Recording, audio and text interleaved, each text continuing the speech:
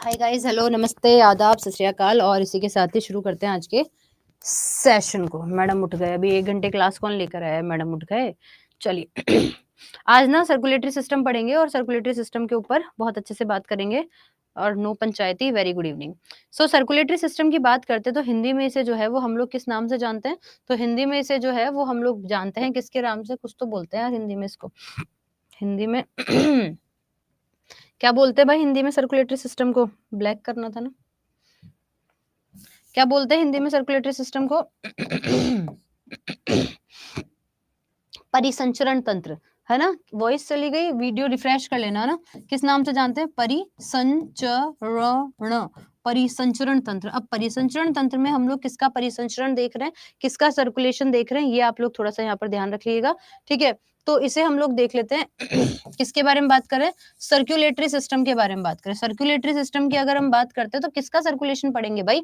Circulation पढ़ते हैं blood का, है ना। किसके बारे में बात करते हैं? सर्कुलेशन किसका पढ़ते हैं? ब्लड का सर्कुलेशन पढ़ते हैं। अब ब्लड का सर्कुलेशन पढ़ने के लिए कि ब्लड को कौन सर्कुलेट कर रहा है, तो ब्लड को कौन सर्कुलेट कर रहा है, पहली चीज तो आपको याद करो, आपको ये बताया हुआ है कि जो ब्लड की हम बात करते हैं तो ब्लड एक प्रकार का कनेक्टिव टिश्यू है। ये तो आप लोगों को पता है ना कि ब्लड एक प्रकार का संयोजी ऊतक है और ब्लड के अंदर जो है वो 3 प्रकार की कोशिकाएं भी है। तो ब्लड का सर्कुलेशन कौन कर रहा है? सर्कुलेशन का मतलब है पूरी बॉडी के अंदर जो है वो बेसिकली कौन भेज रहा है। तो जब हम बात कर रहे हैं कि पूरी बॉडी के अंदर भेजने का काम कौन कर रहा है भाई? हार्ट कर रहा है। तो हमें ये समझना पड़ेगा कि जो मोटर है, वो मोटर जो कि आपके ब्लड को जो है वो सर्कुलेट कर रही है, वो मोटर कैसे दिखाई देती है और किस तरीके से वो मोटर जो है वो काम करती है। तो हमको सबसे पहले किसके बारे में बात करनी है? हमारे हार्ट के बारे में बात करनी है कि हमारा हार्ट जो है वो कैसा होता है, किस तरीके से हमारा हृदय की संरचना है और किस तरह से हमारा हृदय जो है इस ब्लड को उठाकर एक जगह से दूसरी जगह में फेंकता है। ठीक है, तो ये वाली चीज जो है वो आप लोगों को यहाँ पर ध्यान रखनी है। तो अब हम सबसे पहले यहाँ पर किसके बारे में बात करेंगे? हमें सबसे पहले जो हमें मेन मोटा टास्क जो मिला है वो ये मिला है कि हमें ये देखना है कि हमारा जो हार्ट है वो बेसिकली कितना होता है, कैसा होता है। तो हम जो चीख चीख कर बार बार ये कह रहे होते हैं ना, हम जब चीख-चीख कर ये कह रहे होते हैं ना कि भाई हार्ट जो है वो बेसिकली जब हम हार्ट की बात करते हैं तो हार्ट जो है वो बेसिकली अ, टूट गया, दिल टूट गया, दिल टूट गया। अरे दिल क्या टूट गया? दिल तो टूटा हुआ ही था पहले से ही। दिल के कितने टुकड़े हैं? बेटा दिल के जो है वो बेसिकली कितने टुकड़े हैं? 4 टुकड़े हैं। पैदा हुआ दिल, दिल कब पैदा हुआ? जब आप बने। तो जब हम बने तब से हमारे दिल के 4 टुकड़े, तो दिल टूटा हुआ नहीं था, दिल पहले से ही ऐसा ही था। है ना? दिल के 4 टुकड़े पहले से ही थे। अब ये जो बताने वाले लोग हैं ना, वो बेसिकली ये समझ नहीं पाते हैं, है ना? कि भाई दिल जो है वो टूटा हुआ था, दिल टूट गया, ये फ़िल्मों ने बता दिया, शीशा हो या दिल हो टूट जाता है।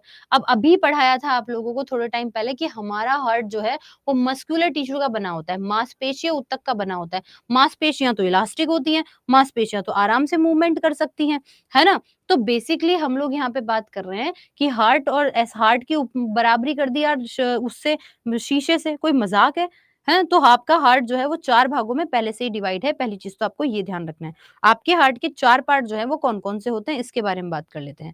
कई लोग ऐसा बोलते हैं कि भाई है ना मैडम इमेजेस लाओ, अब मैं अपने हाथ से बनाऊँगी ना, वो इमेज तुम्हें ज़्यादा समझ आएगी एज़ कंपैरेटिवली जब हम फाइनल इमेज बताएँगे। जब मैं हाथ से बना दूँगी ना तब उसके बाद में तुम मैसेज किए जाओ।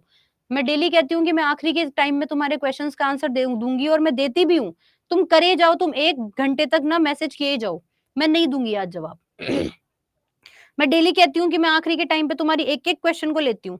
जिसको पर रुकना होता है, जिसके डाउट्स होते हैं वो रुकता है, जिसको जाना होता है चला जाता है, ऐसे किसी की क्लास खराब नहीं होती, है ना? तो तुम करे जाओ आज, मैं बात ही नहीं करने वाली आज तो।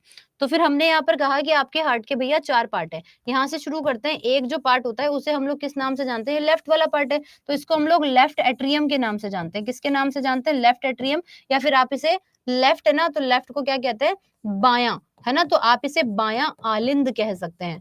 अब बायाँ आलिंद है, ठीक है? तो ऊपर वाले जो होते हैं 2 पार्ट उनको हम लोग क्या कहते हैं? आलिंद कहते हैं, ठीक है ना? ऊपर वाला आलिंद कहते हैं। तो ये वाला आपके पास में क्या हो गया? वो लेफ्ट है, तो ये जो है वो बेसिकली क्या हो जाएगा? राइट एट्रियम हो जाएगा। ये क्या हो जाएगा वैसे बेटा?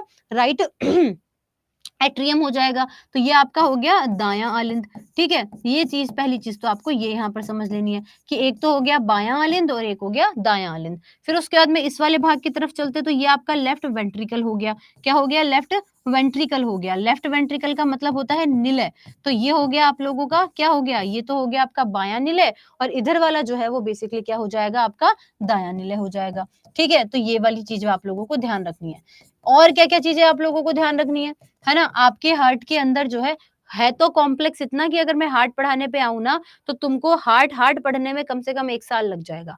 ठीक है ना लेकिन हमें उतना ही पढ़ना है जितना हमें पढ़ना है। हमें कोई एमबीबीएस नहीं करना, हमें कोई नीट का एग्जाम नहीं देना, हमें कोई जो है मेडिकल एग्जाम नहीं देना। ठीक है, तो उतना ही पढ़ेंगे जितना हम लोग, है ना। आलिंद को निलय नहीं बोलते, आलिंद अलग है, निलय अलग है। ठीक है, तो ये वाली चीज आपको यहाँ पर ध्यान रखनी है।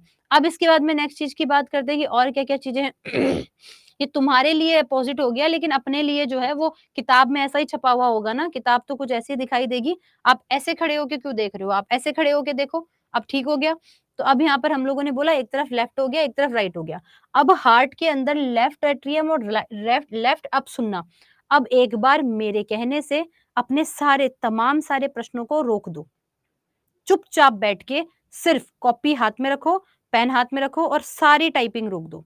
अब जो मैं पढ़ा रही हूं ना वो ऐसा है कि अगर एक बार में समझ आ गया तो आ गया, और अगर जो है नहीं आया ना समझ में, अगर नहीं आया समझ में तो फिर 10 बार में भी नहीं आएगा।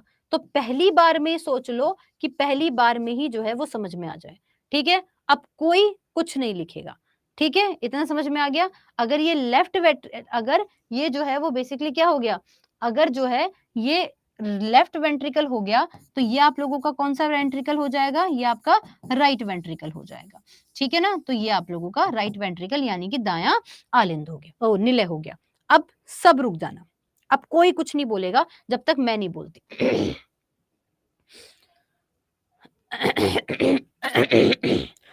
मैं क्या कह रही हूँ, जब मैंने पढ़ाई शुरू की थी मुझे 4 साल लगे थे इस टॉपिक को समझने में। मैं यकीनन, मैं वास्तविकता कह रही हूँ। मुझे पूरी 9th नहीं आया समझ में, मेरे को पूरी 10th नहीं आया समझ में, मेरे को पूरी 11th नहीं आया समझ में, मेरे को पूरी 12th नहीं आया समझ में। मेरे को फर्स्ट ईयर में जाके समझ में आया था। मेरे को 4 साल लगे थे, लेकिन मैं तुमको यहाँ पे सिर्फ 14 मिनट के अंदर समझा दूंगी। ऐसा क्यों मैडम? अब वही ना कि जैसा समझाने का तरीका सबका अलग-अलग होगा, मेरी बुद्धि में कम जाता होगा, कुछ तो ऐसा रहा होगा। अब तुम चुप हो जाना बिल्कुल, अब सुन लो मेरी बात, है ना?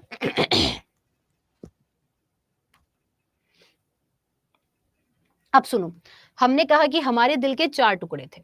हमारे दिल के 4 टुकड़े थे, चारों टुकड़ों का पता लग गया हमको कि एक है लेफ्ट एट्रियम, एक है लेफ्ट वेंट्रिकल, एक है राइट एट्रियम और एक है राइट वेंट्रिकल। जो अच्छे से समझेगा ना, यकीन मानना वो ज़िंदगी में कभी नहीं भूलेगा, कभी नहीं भूलेगा। अब इसको पंचायत नहीं करेगा, कोई मैसेज नहीं करेगा। अगर मेरे को मानते हो, इतने दिन मेरे से पढ़े हो, तो अब चुप रहना बिल्कुल। तमाम प्रश्न आ रहे हो, बाद में मौका दूँगी, पर अभी चुप रहना। मैं डिस्ट्रैक्ट नहीं हूँ बस, है ना? सुनो, होता क्या है? तो ये आपका लेफ्ट एट्रियम है, ये आपका लेफ्ट वेंट्रिकल है।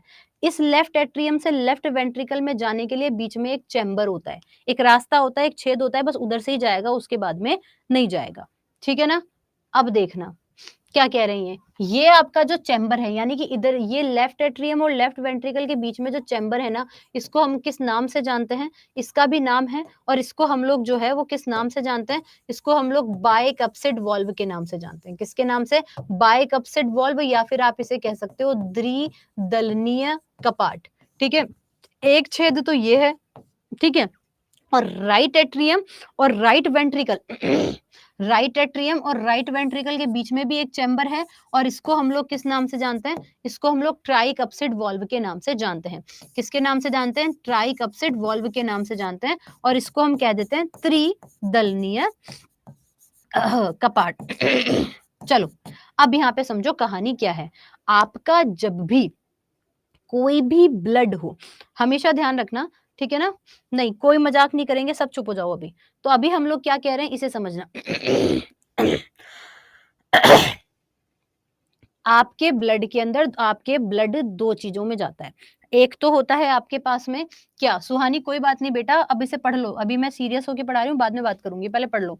तो एक हम कहते हैं, एक जो होती है, एक एक डक्ट जो होती है उसे हमने कह दिया आर्टरी, यानी कि एक तो आपने नाम सुना होगा जिसे आप लोगों ने धमनी के नाम से जाना, और एक होती है जिसे हम लोग कहते हैं वेन, इसे कहते हैं हम लोग शिरा। अब हमेशा ध्यान रखना, धमनी के अंदर हमेशा ऑक्सीजनेटेड ब्लड जाता है, धमनी के अंदर हमेशा ऑक्सीजनेटेड ब्लड जाता है, और शिरा के अंदर हमेशा याद रखना कि डीऑक्सीजनेटेड ब्लड यानी कि अशुद्ध रुधिर जाता है। ये आप लोग यहाँ पे ध्यान रखना। आर्टरी में हमेशा ऑक्सीजनेटेड ब्लड और वेन के अंदर हमेशा डीऑक्सीजनेटेड ब्लड ही यहाँ पर जाता है। पहली चीज ये हो गई। अब सुनो, सिंपल जहां पर आर्टरी आ रहा हो, सिंपल जहां पर वेन लिखा हो, वहां पर तो इसी पोर्शन को फॉलो किया जाएगा। अब किसी ने बोला मैडम ऐसा क्यों, तो भैया बात ऐसी थी कि वो नलिका जिसमें ऑक्सीजन जा रही थी उसका नाम दे दिया आर्टरी, और वो नलिका जिसमें CO2 जा रही थी उसका नाम दे दिया वेन। बस इतनी सी बात है, ठीक है। अब कोई मुझे ये कहे अब मैं नहीं बोल रही ज्यादा ठीक है। अब इसके बाद में अगर इसी आर्टरी के ऊपर, अगर इसी आर्टरी के ऊपर पल्मोनरी शब्द आ जाए, आगे क्या आ जाए, पल्मोनरी, हमेशा याद रखना है तुमको, पल्मोनरी आर्टरी लिखा हुआ आ जाए। पल्मोनरी का मतलब होता है फुफ्फुसीय, फुफ्फुसीय आर्टरी। सुनना मेरी बात को, आज सबको जो है कार्डिक डॉक्टर बना दूंगी मैं। फुफ्फुसीय आर्टरी हो, पल्मोनरी का तात्पर्य क्या होता है, ऐसी डक्ट जिसका संबंध, ऐसी नलिका जिसका संबंध लंग्स से है, जिसका रास्ता या तो खुल रहा होगा लंग्स की तरफ या फिर बंद हो रहा होगा लंग्स की तरफ, लेकिन उसका कनेक्शन लंग्स से है, इसलिए उसका नाम पड़ा पल्मोनरी। वो डक्ट, वो नली जिसके अंदर, जिसका कनेक्शन लंग्स से है ना। अब सुनना मेरी बात को, तो जहां पर आर्टरी के आगे पल्मोनरी आ जाता है ना, आर्टरी का हमेशा काम होता है ऑक्सीजनेटेड ब्लड को लेकर जाना, लेकिन जब आर्टरी के आगे पल्मोनरी आ जाता है तो ये बिल्कुल अपोजिट काम करने लगती है। यानी कि जनरल केस में जो आर्टरी आर्टरी ऑक्सीजन लेकर जा रही थी, वो आर्टरी पल्मोनरी आर्टरी, पल्मोनरी शब्द आते ही अब वो कौन सा ब्लड लेकर जाएगी, CO2 वाला ब्लड लेकर जाएगी। ठीक है, इतना याद रखना बस। और जो शिरा हमेशा हर केस में CO2 लेकर जाती थी, उस शिरा के आगे अगर पल्मोनरी शब्द जोड़ देंगे या फिर उसका संबंध लंग्स से हो जाएगा, तो वो शिरा जो है अपने काम का जस्ट अपोजिट यानी कि ऑक्सीजनेटेड ब्लड जो है वो लेकर जाएगी। बोलो बात समझ में आई कि नहीं आई, है ना। तो हमेशा ध्यान रखना कि ऑक्सीजनेटेड ब्लड हमेशा आर्टरी लेकर जाएगी, ऑक्सीजनेटेड डीऑक्सीजनेटेड ब्लड हमेशा वेन लेकर जाएगी, लेकिन पल्मोनरी शब्द आते ही दोनों अपने काम का अपोजिट कर लेगी। जो अब तक आर्टरी ऑक्सीजन लेकर जा रही थी, वो अब तक CO2 लेकर जाएगी, और जो अब तक डीऑक्सीजनेटेड लेकर जा रही थी, इसके आगे अगर पल्मोनरी आ जाता है तो वो जो है वो क्या लेकर जाती हैं, ऑक्सीजनेटेड ब्लड लेकर जाती हैं। अभी क्या क्यों अभी मत करो, अभी मैंने बोला सिर्फ मैं जो बोलूं उसको अच्छे से समझने की कोशिश करो, एक बार में ये कॉन्सेप्ट समझना है तो। और आज अपन इस कॉन्सेप्ट को 7 बजे पहले पहले खत्म भी करेंगे। कुछ रिपीट नहीं करना। जो धमनी थी वो हमेशा ऑक्सीजन लेकर जाती थी, जब उसके आगे पल्मोनरी शब्द आ गया तो वो क्या लेकर जाएगी, वो जो है वो उल्टा वाला ब्लड लेकर जाएगी। और इसके अलावा बात कर रहे हैं कि जो शिरा है उसके आगे अगर CO2, वो नॉर्मल केस में तो CO2 वाला ब्लड लेकर जाती है, लेकिन अगर उसके साथ में पल्मोनरी आ जाता है तो वो बेसिकली आपका ऑक्सीजन लेकर जाएगी। अब इसके बाद में समझो कहानी क्या है। आपके हार्ट के अंदर ऑक्सीजन ब्लड जो है वो कहां से आएगा, ऑक्सीजन जो है वो कहां से आएगा, है कि नहीं। अब सुनना, आपके हार्ट के अंदर ऑक्सीजन कहां से आएगा, मैडम लंग्स से आएगा। सीधी सिंपल सी बात है भाई, कहां से आएगा, लंग्स से ही तो आता है, नाक से गया फिर लंग्स में आया, और इस तरह से ये जो है मैंने यहाँ पे साइड में लंग्स बना दिए। अब यहाँ से लंग्स के अंदर ऑक्सीजन आ गई, क्योंकि आप तो सबसे ज्यादा तो ऑक्सीजन ही लेते हो, तो ये ऑक्सीजनेटेड ब्लड जो है, ये ऑक्सीजनेटेड ब्लड जो है ये कहाँ से आया, ये लंग्स से आया। और ये ऑक्सीजनेटेड ब्लड एक डक्ट थी जो लंग्स से सांस ली, वो सारा ऑक्सीजन जो है, ऑक्सीजनेटेड ब्लड जो है वो कहाँ आकर उसने रख दिया, उसने यहाँ पर लेफ्ट एट्रियम में रख दिया। तो आपसे ये पूछे कि भैया वो कौन सी जगह है जहां पर सबसे पहले हार्ट के अंदर ऑक्सीजनेटेड ब्लड डाला जाता है, तो वो चैम्बर है आपका लेफ्ट एट्रियम, है ना। अब यहां पर बोला कि मैडम डक्ट का मतलब होता है नलिका। तो अब यहाँ पर बोला कि भैया लंग्स से, अब लंग्स है अगर, सुनना मेरी बात, इस डक्ट का संबंध, इस नलिका का संबंध अगर लंग्स से है तो उसका नाम पल्मोनरी तो होगा, है ना, ये तो मैंने तुम्हें पढ़ा दिया। फुफ्फुस ये तो होगा। अब ऑक्सीजनेटेड लेकर आ रही है, हमने इतना पढ़ा था कि आर्टरी, सिर्फ आर्टरी होती तो ऑक्सीजनेटेड लेती, तो इसका संबंध पल्मोनरी से है। तो यानी कि जो वेन पहले सिर्फ वेन थी वो CO2 लेकर जाती थी, लेकिन जिस वेन के आगे, लेकिन जिस वेन के आगे पल्मोनरी लग जाएगा वो ऑक्सीजनेटेड ब्लड लेकर जाएगी। तो यहाँ पर वही तो हो रहा है कि वो नलिका जिसका संबंध लंग्स से है, जो ऑक्सीजनेटेड ब्लड लेकर जा रही है, उस नलिका का नाम पड़ेगा फिर पल्मोनरी वेन। उस नलिका का नाम क्या पड़ेगा? Pulmonary vein. यानी कि इसे क्या कहेंगे? इसे कहेंगे फुफ्फुसीय शिरा। तो इतना समझ आया कि फुफ्फुसीय शिरा लंग्स से ऑक्सीजनेटेड ब्लड लेकर लेफ्ट एट्रियम यानी कि बाएं आलिंद में ब्लड को डाल देती है। अब जब ब्लड आया,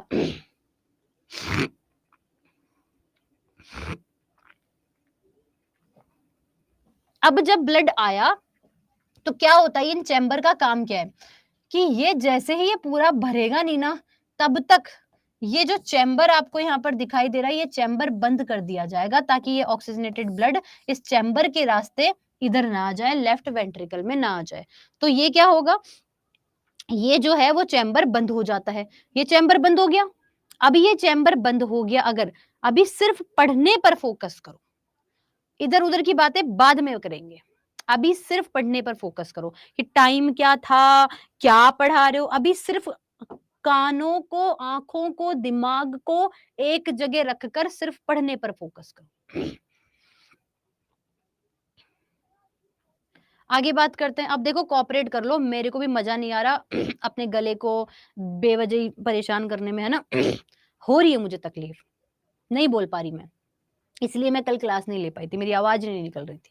तो ऐसा है कि कर लो यार कोऑपरेट, है ना। सुनो अब, तो अब हमने कहा कि भैया ये चैम्बर बंद हो गया, ये चैम्बर कब खुलेगा? ये चैम्बर तब खुलेगा जब इधर का पूरा ब्लड जो है वो इधर से इधर खाली हो गया, खाली हो गई। अब ये चैम्बर खुल गया। अब ये जैसे ही चैम्बर खुल गया तो यहाँ का जितना भी ऑक्सीजनेटेड ब्लड था अब वो कहाँ चला गया? लेफ्ट वेंट्रिकल में चला गया। लेफ्ट वेंट्रिकल में चला गया। तो ये जो लेफ्ट वेंट्रिकल है ना, तो वो किसके माध्यम से आया? बाइकप्सिड वाल्व के माध्यम से ऑक्सीजनेटेड ब्लड कहाँ गया? लेफ्ट वेंट्रिकल में आ गया। अब ये जैसे ही लेफ्ट वेंट्रिकल में पूरा भर जाएगा, इधर का सारा इधर खाली हो गया, वैसे ये अब ऑक्सीजनेटेड ब्लड वापस ना चला जाए, इसलिए इस चैम्बर को अब वापस भर दिया, बंद कर दिया जाता है, ताकि ये जो है वो क्या नहीं हो जाए, ताकि ये वापस ऊपर ना जाए। अब सारा का सारा ब्लड कहाँ पर आ गया? लेफ्ट वेंट्रिकल में आ गया। अब जब सारा का सारा ब्लड जो है वो लेफ्ट वेंट्रिकल में आ गया, तो अब कहाँ जाएगा? अब तो जगह भी नहीं दिख रही हमको, है ना। तो फिर क्या हुआ कि ये जितना भी सारा का सारा, मैं 4 तरीके से इसको पढ़ाऊंगी, जिसको एक तरीके से नहीं आ रहा वो दूसरे से पढ़ लेना, लेकिन अभी चुप रहना। तो अब हमने कहा कि भैया ये वाला जो है वो यहाँ पर ऑक्सीजनेटेड ब्लड जो है वो यहाँ पर आ गया। अब क्या करें? अब लेफ्ट वेंट्रिकल एकमात्र ऐसा चैम्बर है हार्ट का जिसके पास इतनी जिम्मेदारी है। क्यों जिम्मेदारी है? यानी कि इसका जो है ना इसका जो है ये ऐसा नहीं करता कि इधर आ रहा है तो चलो साथ में इधर जाना है तो चलो खोल देते हैं, जो इधर इधर का इधर आ जाएगा, ऐसा नहीं होता। पहले पूरा ये भरेगा, फिर ये प्रेशर के साथ में यहाँ पे भेजेगा, ताकि ताकि जो है एक एक चैम्बर काम करे। जब तक ये कर रहा है तब तक ये बैठा है, ये वेट कर रहा है। फिर क्या हुआ? फिर इसके बाद में ये चैम्बर खुला, सारा ऑक्सीजनेटेड ब्लड यहाँ पर आया, और फिर उसके बाद में ये ब्लड वापस ना चला जाए इसलिए इस चैम्बर को वापस बंद कर दिया जाता है। अब इस लेफ्ट वेंट्रिकल के ऊपर आ गया प्रेशर, क्योंकि मुट्ठी भर हार्ट और उसके अंदर भी जो है इस लेफ्ट वेंट्रिकल के ऊपर अब रास्ता बंद हो गया। अब क्या होगा? आपको ध्यान रखना है कि इस लेफ्ट वेंट्रिकल से एक बहुत बड़ी इस लेफ्ट वेंट्रिकल से एक बहुत बड़ी नलिका जुड़ी होती है। इस लेफ्ट वेंट्रिकल से बहुत बड़ी एक नलिका जुड़ी होती है, और वो नलिका ऐसे लेफ्ट वेंट्रिकल से शुरू होती है और इस तरीके से, पहले तो इतनी बड़ी सारी होती है, नाम ही इसका ये बड़ी सारी है। कंपैरेटिवली सबसे बड़ी नलिका जो होती है ना वो यही होती है, ठीक है। अब ये लेफ्ट वेंट्रिकल से जो नलिका है ये क्या करती है, ये सारा का सारा ब्लड जो है यहाँ से होते हुए, कहाँ से होते हुए, इस डक्ट से होते हुए ये सारा का सारा ऑक्सीजनेटेड ब्लड, अब कौन सा ब्लड जा रहा है इस डक्ट में, ऑक्सीजनेटेड ब्लड जा रहा है ना, और इसका संबंध भी किसी लंग्स से नहीं है। तो जहां पर ऑक्सीजनेटेड ब्लड जाता है उसको क्या कहते हैं, उसको आर्टरी कहते हैं। हिंदी में तो अब ये नाम है भी बड़ी सारी, साइज भी इसका बड़ा है, तो इसलिए इसको जो है वो क्या कहते हैं, इसलिए इसको हिंदी में तो कहते हैं महाधमनी, क्योंकि अभी पढ़ाया था कि धमनी जो है वो कौन सा ब्लड लेकर जाती है, सिर्फ धमनी लिखा हो तो ऑक्सीजनेटेड ब्लड लेकर जाती हैं, और वैसे अंग्रेजी में इसको कह दिया जाता है एरोटा। क्या कह दिया जाता है, एरोटा के नाम से इसे जाना जाता है। अब इसे कह दिया एरोटा यानी कि महाधमनी। ये क्या कर रही है, ये ऑक्सीजनेटेड ब्लड को लेफ्ट वेंट्रिकल से ले होते हुए ये कहां पर लेकर जाएंगी, ये बॉडी के हर एक पार्ट में ब्लड को लेकर जाएंगी, और इस ऑक्सीजनेटेड ब्लड को कहां पर ले जाती हैं, बॉडी में, बॉडी के अंदर टिश्यू के अंदर हर एक कोशिका में ले जाती हैं, और कोशिका में ले जाकर याद करो माइटोकॉन्ड्रिया ग्लूकोज के साथ में ऑक्सीजन की रिएक्शन करवाता है, और बदले में रिएक्शन के बदले में CO2 देता है। याद आ रही है वो रिएक्शन जो मैंने माइटोकॉन्ड्रिया के अंदर पढ़ाई थी।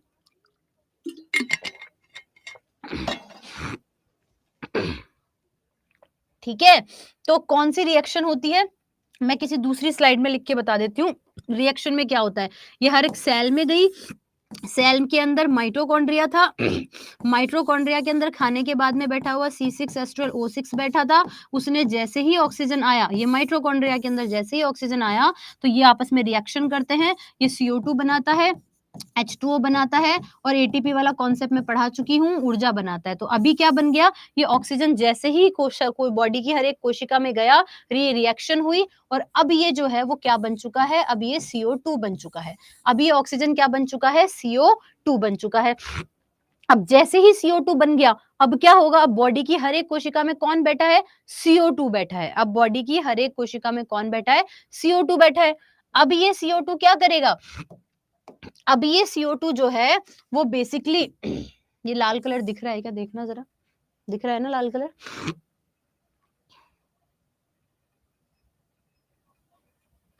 ठीक है।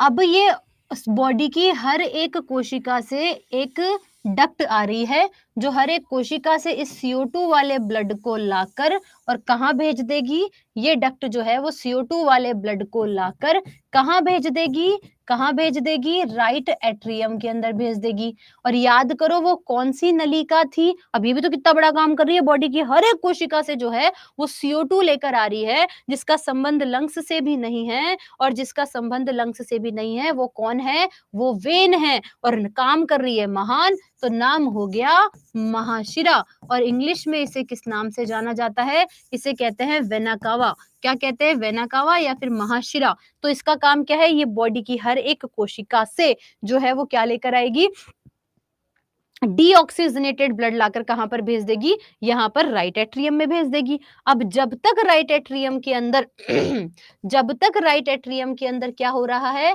ये CO2 भर रहा है, तब तक ये ट्राइकप्सिड वॉल्व इसी की तरह बंद रहेगा, क्योंकि एक एक चैम्बर काम करता है। फिर जैसे ही ये भर जाएगा वैसे ही ये चैम्बर खुलेगा, और खुलने के बाद में क्या होगा, ये डीऑक्सीजनेटेड ब्लड जो है वो कहां पर आ जाएगा, राइट वेंट्रिकल के अंदर आ जाएगा। कहां पर आ जाएगा, राइट वेंट्रिकल के अंदर आ जाएगा। अब जैसे ही राइट वेंट्रिकल के अंदर पूरा भर जाएगा, वैसे जैसे इसमें हुआ था प्रोसेस, वैसे ही ये चैम्बर अब वापस बंद कर दिया जाएगा। क्यों, क्योंकि हम नहीं चाहते कि ये डीऑक्सीजनेटेड ब्लड वापस ऊपर जाए, है। अब ये हो गया, अब जैसे यहाँ पे था वैसे यहाँ पे अब ये CO2 वाला ब्लड आ गया। अब CO2 वाला ब्लड आ गया, अब कहाँ जाए भाई, अब तो जगह भी नहीं दिख रही, यहाँ पे CO2 आ गई। अब यहाँ पर CO2 आ गई तो क्या होगा, यहाँ पर भी एक बड़ी सारी डक्ट होती है ना, और ये डक्ट जो है वो क्या करेंगी, ये जो बड़ी सारी डक्ट है, ये बड़ी सारी डक्ट जो यहाँ पर दिख रही हैं, ये डक्ट जो है वो खुलती हैं, और ये डक्ट एक्चुअल में कहाँ जाकर खुल रही है, फिर ये डक्ट एक्चुअल में जा रही है अपने लंग्स के पास, क्योंकि नाक से सांस ली, नाक से ही छोड़ रहे हैं, सांस ली, हो गई पूरी प्रोसेस, छोड़ दी, इतनी जल्दी होती है जितना बड़ा बताने में लग रहा है ना, ठीक है। अब ये CO2 जो है वो बेसिकली क्या हो जाएगा, कोई बात नहीं, जिसको नहीं समझ में आ रहा है रुक जाओ, अभी मैं 4 तरीके से पढ़ाऊंगी, मैंने कहा पहले भी, रुक जाओ, पहले एक बार इस चक्कर को पूरा कर लें, है ना। इतनी 0.8 सेकंड लगते हैं, कितने 0.8 सेकंड, ठीक है। अभी मैं 4 तरीके से पढ़ाऊंगी, सबको आ जाएगा, पर पहले शांति से सिर्फ पढ़ने की कोशिश करो। मैं एक एक बच्चे को समझा के जाऊंगी, ऐसा नहीं होगा कि किसी को ना आए, ऐसा कभी नहीं हो सकता, ठीक है। अब देखो हमने क्या कहा, रुक जाओ, क्वेश्चन बाद में। तो अभी हमने कहा अब ये CO2 जो है वो बेसिकली कहाँ चली गई, ये CO2 जो है वो बेसिकली वापस लंग्स में चली गई ताकि नाक से बाहर निकल जाए। तो बेटा इस लास्ट वाली डक्ट का संबंध लंग्स से है, तो इसका नाम क्या होना चाहिए, इसका नाम होना चाहिए पल्मोनरी, है ना। अब सुनो, ये CO2 लेकर जा रही है, तो इसका नाम क्या होगा, अगर इसका नाम पल्मोनरी वेन था तो इसका नाम क्या होगा, पल्मोनरी आर्टरी होगा ना, फुफ्फुसीय धमनी होगा, क्योंकि धमनी जनरल केस में अगर ऑक्सीजन लेकर जा रही है तो पल्मोनरी आते ही क्या लेकर जाएगी, CO2 लेकर जाएगी। अभी सिर्फ वो लोग मैसेज करेंगे, अभी सिर्फ वो लोग मैसेज करेंगे, सुनो सुनो सुनो, रुको, अभी तुम अपना कितना समझ में आया उसका परसेंटेज बताओ कि मैडम मेरे को 25% समझ में आया, मेरे को 50% समझ में आया, मेरे को 80% समझ में आया। अपना परसेंटेज बताओ एक बार में, रुक जाओ अभी। अपना अपना परसेंटेज बताओ कि मैडम इतना % समझ में आया मेरे को।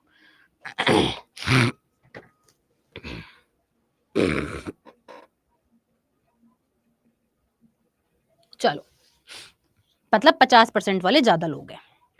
अब बस रुक जाओ रुक जाओ, प्रश्न तो बाद में, पहले समझा तो दूं, बाद में प्रश्न पूछूंगी फिर तो। चलो बस बस बस बस बस।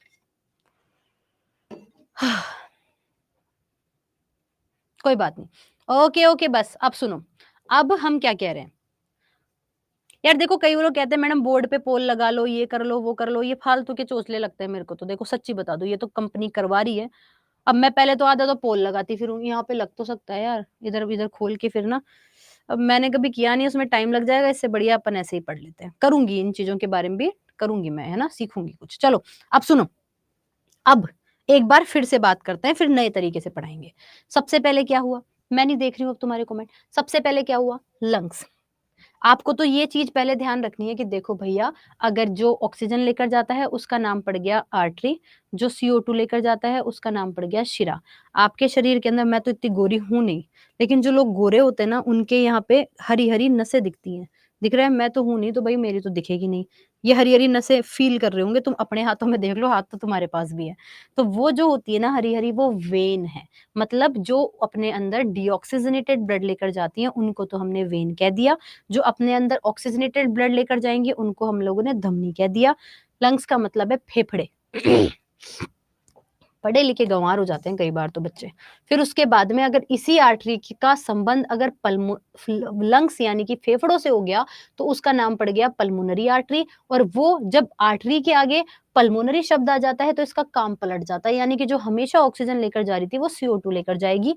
और वेन के आगे अगर CO2 आ गया, अगर वेन के आगे, वेन हमेशा CO2 लेकर जाती है, लेकिन इसके आगे अगर पल्मोनरी आ गया तो ये अब अपना काम बदल लेगी, ऑक्सीजनेटेड ब्लड लेकर जाएंगी।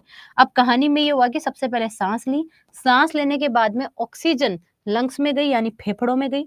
फेफड़ों से एक डक्ट जा रही है, वो डक्ट जो है वो बेसिकली लेफ्ट एट्रियम के अंदर जो है वो क्या लेकर जा रही है, ऑक्सीजनेटेड ब्लड लेकर जा रही है। अब क्या हुआ कि ये डक्ट का संबंध पहली बात तो लंग्स यानी फेफड़ों से है, इसलिए इसका नाम पड़ा पल्मोनरी। अब ऑक्सीजन लेकर जाने वाली तो आर्टरी होती है, लेकिन यहाँ तो पल्मोनरी आ गया तो इसका नाम क्या हो जाएगा, वेन हो जाएगा। तो ये भाई साहब कौन है, पल्मोनरी वेन है। अब पल्मोनरी वेन आगे लेफ्ट एट्रियम में ऑक्सीजन लेकर गई, और ऑक्सीजन ले जाने के बाद में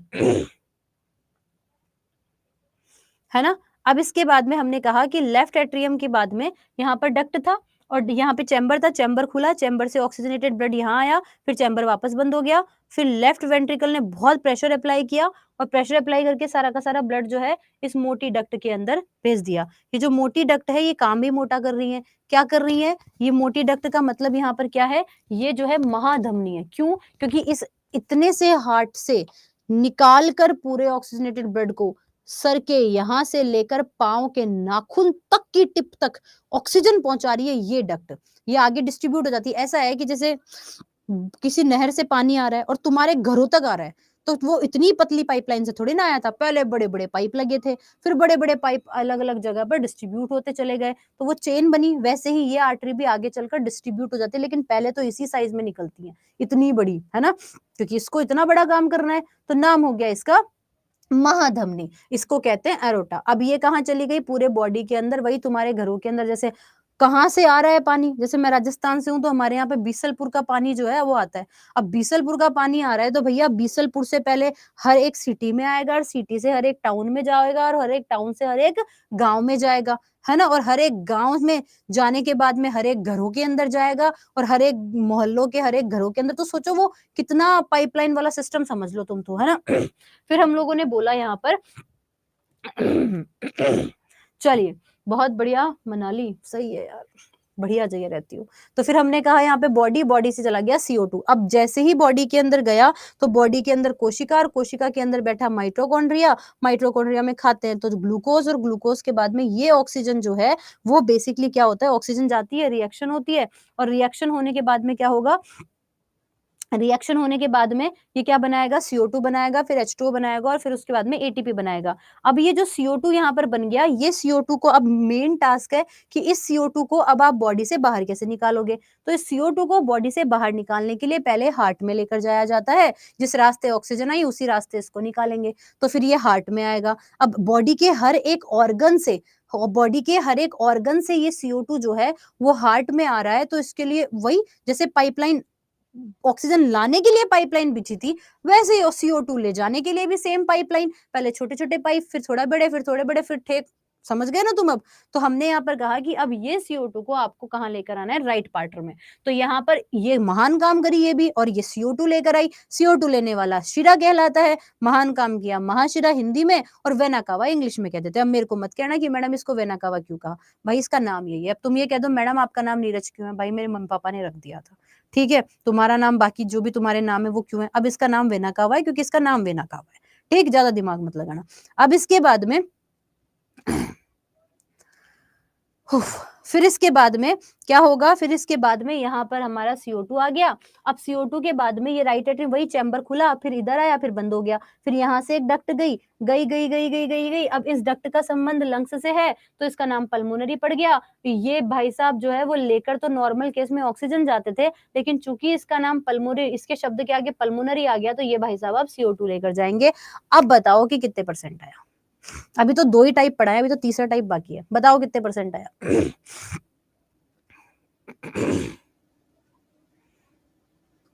अभी तो दूसरा ही टाइप पढ़ा है।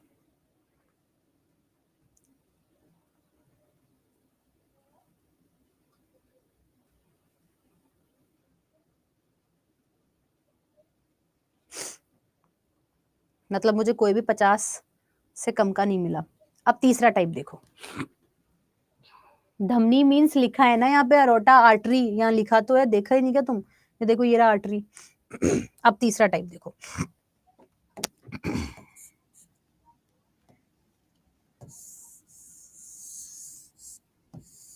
ये तुम्हारा हार्ट है, ये तुम्हारे हार्ट के 4 चैम्बर हैं। यहाँ पर लेफ्ट एट्रियम लिख देती हूँ, यहाँ पर लेफ्ट वेंट्रिकल लिख देती हूँ, यहाँ पर राइट एट्रियम लिख देती हूँ, और यहाँ पर राइट वेंट्रिकल लिख देती हूँ।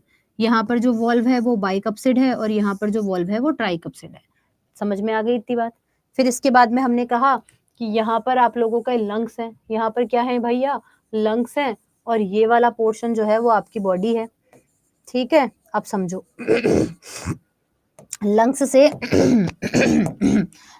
से ऑक्सीजन आई, तो लंग्स से क्या हो रहा है? लंग्स से एक डक्ट आ रही है, लंग्स से एक डक्ट आ रही है। चूंकि ये लंग्स से आ रही है, चूंकि ये लंग्स से आ रही है, तो इसका नाम क्या पड़ेगा? इसका नाम पड़ेगा पल्मोनरी। ठीक है? और यहाँ पर चूंकि ये ऑक्सीजन लेकर आ रही है, तो ये हो गई पल्मोनरी वेन। अब पल्मोनरी वेन जो है बड़े ही लिख देती हूँ। ये तो हो गई पल्मोनरी वेन, है ना? ये पल्मोनरी वेन यानी कि फुफ्फुसीय शिरा हो गई ये तो। अब फुफ्फुसीय शिरा क्या लेकर आई? ऑक्सीजनेटेड ब्लड लेकर आई। चूंकि इसका संबंध लंग्स से था, इसलिए इसका नाम पल्मोनरी रखा गया, और ये पल्मोनरी आते ही शब्द का अर्थ चेंज हो जाता है, इसलिए इसका नाम पड़ा पल्मोनरी। ठीक है? इतना आया समझ में? अब इसके बाद पहले पढ़ाने तो दो, बिना पढ़ाए बिना स्टार्ट किए तुम कैसे जो है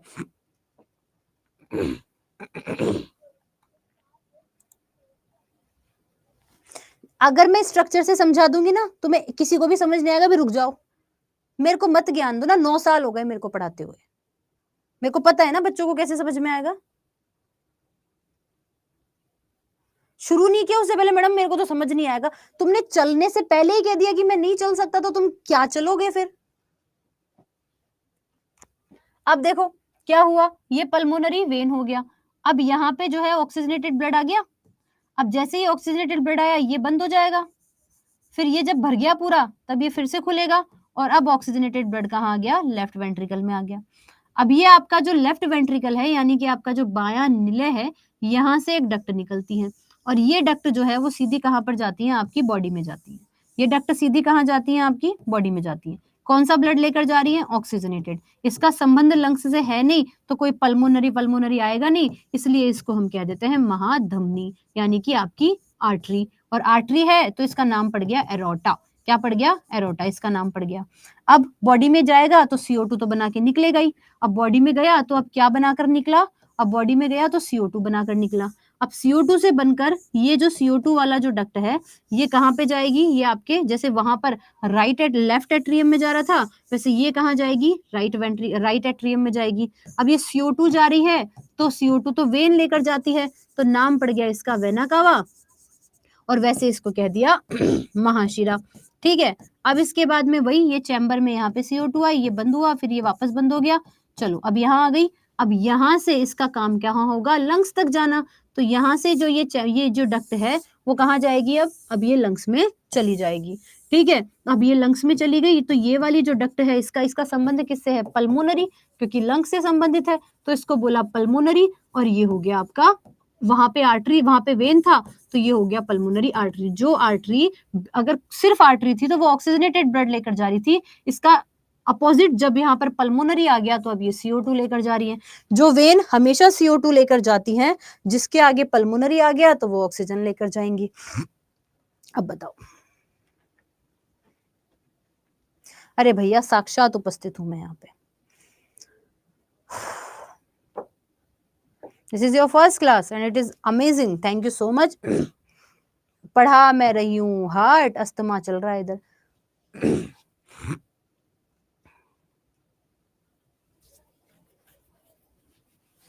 अब ये तो मैंने बनाया था डायग्राम, है ना। अब रुको, तुम लोग अपनी बुद्धि लगाते हो पर तुम्हें पता नहीं ना, तुम्हें थोड़े ना एक्सपीरियंस है, पर फिर मुफ्त का ज्ञान तो हम सब दे देंगे। रुकना अभी,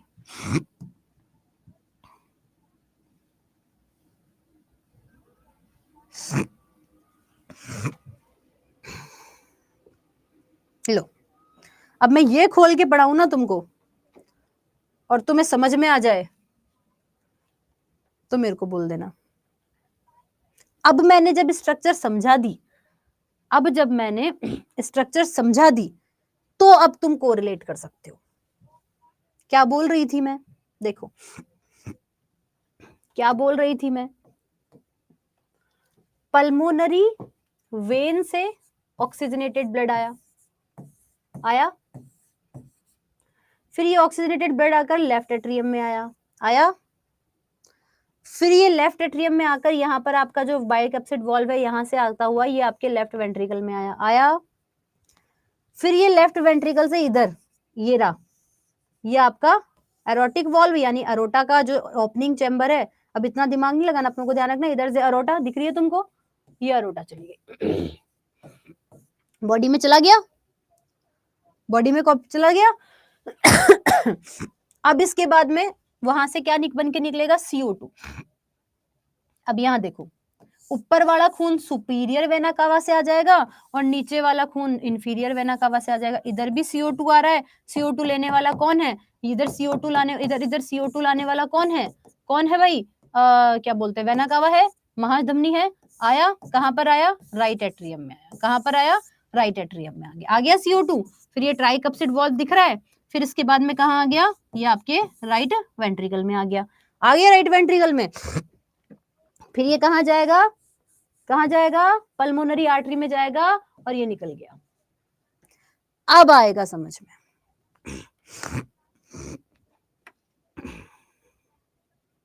अब बताओ कितने लोगों को आया? नहीं, अगर तुम इसे भी पढ़ोगे तो आराम से आ जाएगा तुमको। अब कितने लोगों को मुझे 4 साल लगे थे ये समझने में, तुम्हें कितना टाइम लगा?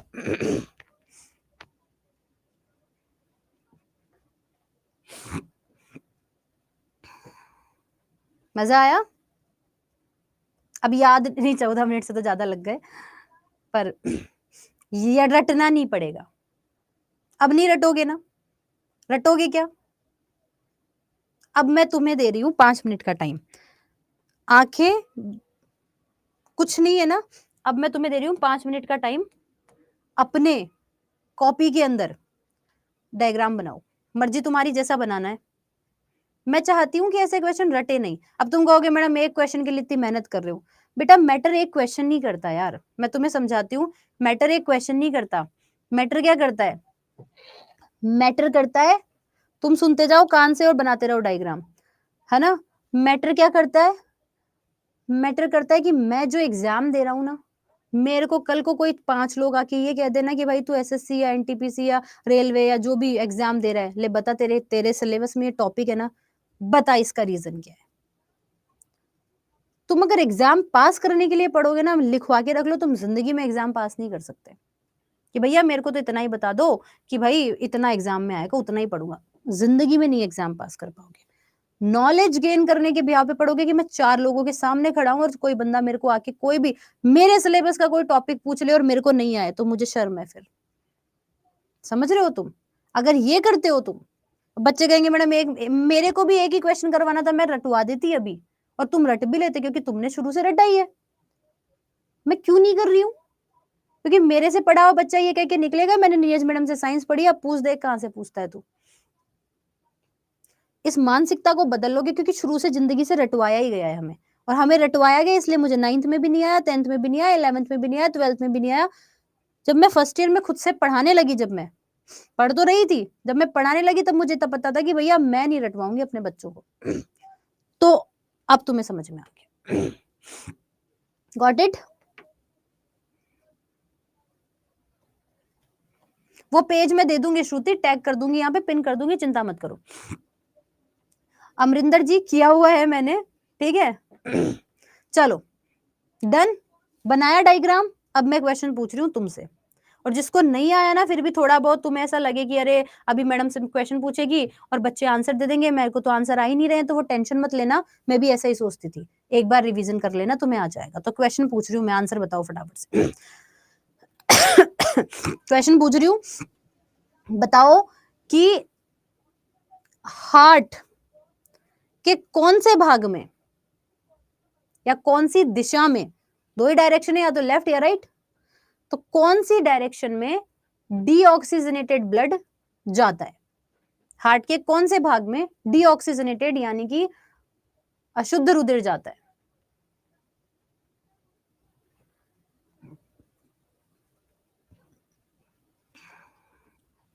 इसे कहते हैं पढ़ाई, है ना? और सुनो, वो कौन सी डक्ट है, वो कौन सी डक्ट है जो अशुद्ध रुधिर यानी कि इम्प्योर ब्लड को राइट एट्रियम में लेकर जाती है? फिर से सुन लो, वो कौन सी डक्ट है जो इम्प्योर ब्लड को हार्ट के राइट एट्रियम में लेकर जाती है?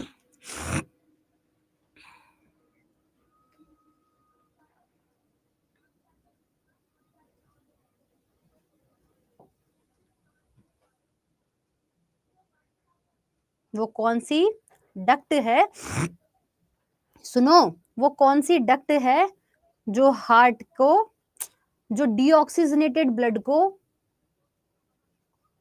कहाँ लेके जाती है? राइट एट्रियम में लेकर जाती है।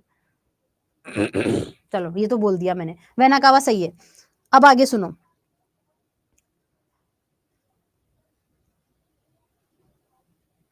कौन सी डक्ट लंग्स से ऑक्सीजनेटेड ब्लड को लेफ्ट एट्रियम में लेकर आती हैं। कौन सी नलिका लंग्स यानी फेफड़ों से शुद्ध रुधिर को बाएं आलिंद में लेकर आती हैं?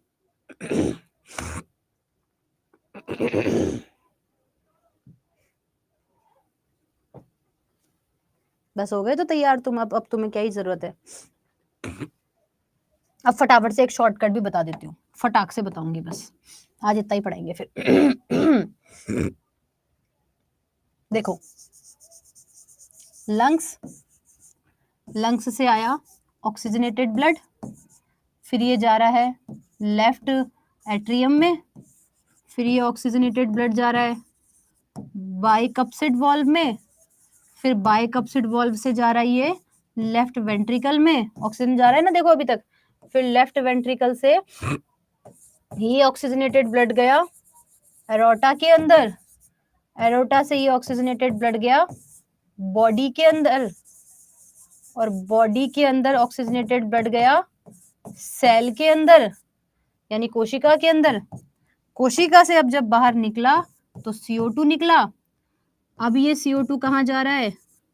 और CO2 कहाँ जा रहा है? वेना कावा में। वेना कावा से CO2 कहाँ जाएगा? राइट एट्रियम में। राइट एट्रियम से कहाँ जाएगा? ट्राइकप्सिड वाल्व में। और ट्राइकप्सिड वाल्व से कहाँ जाएगा? राइट वेंट्रिकल में। राइट वेंट्रिकल से कहाँ जाएगा? पल्मोनरी आर्टरी में। और पल्मोनरी आर्टरी से कहाँ जाएगा? लंग्स में।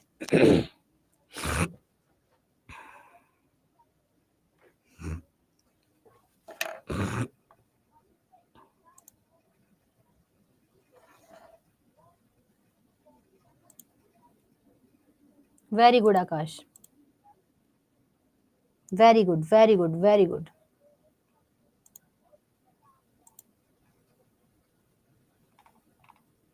बहुत अच्छे से समझ में आ गया, बहुत बढ़िया।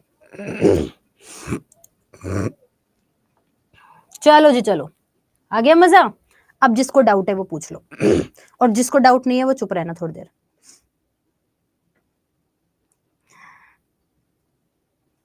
पर फिर भी तुम 5 रेटिंग नहीं देते हो। मेरी 5 रेटिंग हुई नहीं है अभी तक, पता नहीं किसको दिक्कत हो रही है। लाओ डाउट पूछो। कल से एक तो SSC वाली क्लास लेना शुरू कर दो जो नहीं लेता है। साइंस में मैं बता रही हूँ ना, तुम्हें धुरंधर बनना है ना, मैं यकीनन कह रही हूँ, आर्ट्स हो कॉमर्स हो कुछ भी हो, कल से एक तो 5 बजे वाली SSC वाली क्लास ले लेना शुरू कर दो। SSC वाले चैनल पे जो होती है भाई, मैं नहीं बर्दाश्त करूंगी। मैं बता रही हूँ, मैं बहुत मेहनत कर रही हूँ उस क्लास के लिए। दूसरी चीज, 8:30 बजे इसी SSC पर मैं थियोरी का एक टॉपिक लेकर आती हूँ। ये दोनों काम करना शुरू कर दो। हार्ट अटैक कैसे आते हैं वो कल पढ़ाऊंगी। अरोटा का मतलब महादम नहीं होता है बेटा। पल्मोनरी वेन खा गई क्या मैं? गई, खा गई ना, देखो वेरी गुड। इसे कहते हैं गुरु का शिष्य, इसे कहते हैं।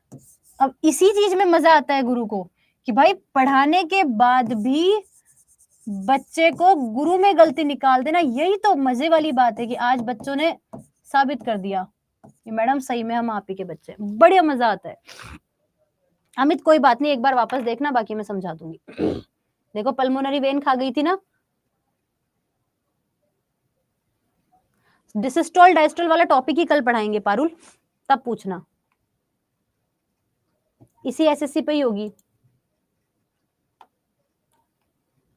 हाँ ओनली, हाँ बिल्कुल सही बात है। बाद में देख लेना, वो तो रिकॉर्डेड मिल जाती है, 8 वाली भी मिल जाती है और वो भी मिल जाती है। सागर मैसेज करो, देखो इतने सारे हैं।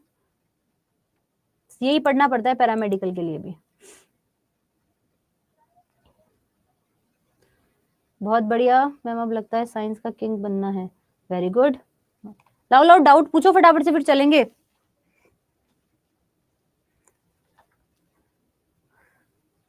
अब ये बात है कि दवाइयां इंजेक्शन वेन में क्यों भेजते हैं? तो दवाइयां इंजेक्शन वेन में इसलिए भेजते हैं, मजा तो डेली आता है। तुम बस वो कहती हो ना, मैं वो बॉन्डिंग बननी बाकी है, वही नहीं बना रहे हो तुम बस।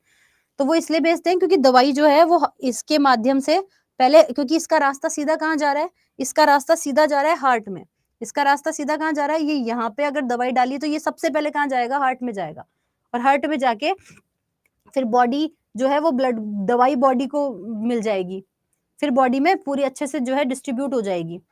समझ में आया? इसलिए जल्दी से जा सके, दवाई फटाफट से घुल सके बॉडी के अंदर, क्योंकि ये हार्ट ही फेंकेगा फिर आगे, इसलिए हार्ट में भेजते हैं। ओके दिव्या, लिख दिया पल्मोनरी वेन, अब लिख दिया।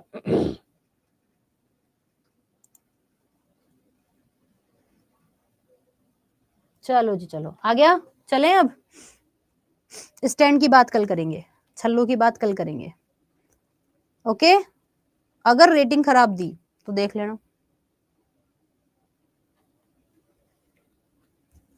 चलो, तो कल एसएससी वाली क्लास में मिलते हैं, फिर उसके बाद में यहाँ पे। चलो बाय, टेक केयर।